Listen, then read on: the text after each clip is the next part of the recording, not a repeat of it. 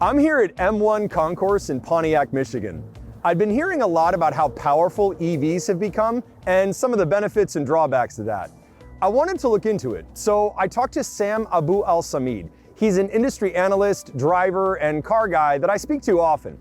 Here we've got the Kia EV6 GT line, the Porsche Macan 4S electric, and the Audi RS e-tron GT. Three very different cars with very different prices and performance specs, but all of them are, compared with gas cars, significantly more powerful.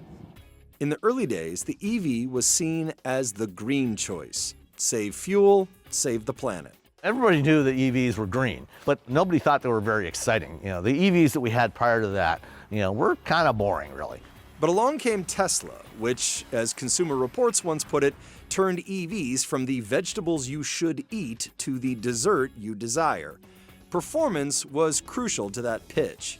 When Tesla brought out the Roadster, the reason why they did a sports car first was they wanted to demonstrate that an EV could be something far more than a glorified golf cart.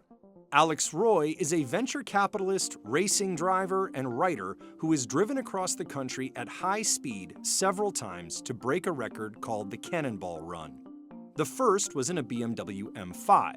Then he switched to EVs, doing 3 record-setting runs in Teslas, 2 in a Model S, 1 in a Model 3. Then he set the first record for a run using Tesla's full self-driving system. For Roy, the Model S is the car that really changed the EV landscape, and in some ways, Tesla is still unmatched. There's no question that Tesla has what I call total narrative command of electric vehicles. They created the seminal product. Following the Model S, many automakers came out with fast, luxurious electric vehicles, many of which on paper looked like high-tech muscle cars. Some have even argued that too many of them were basically toys for the rich. There is something that's quite important to the future of sustainable energy, which is that we got to show that an electric car is the best car, hands down. The initial part of any product is always the luxury product, right? Because there's a cost to develop the new technology. EVs have certainly suffered with that. So the models that have come out have been marketed to the affluent, and the feature that they want is speed and design and style and all that stuff. Automakers added EVs to their high-performance lines. There are EV supercars and hypercars. There's an EV racing series in the style of Formula One.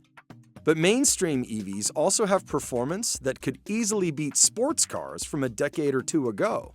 Even pickup trucks, crossovers, and family SUVs, some of which are huge, can accelerate at scorching speeds.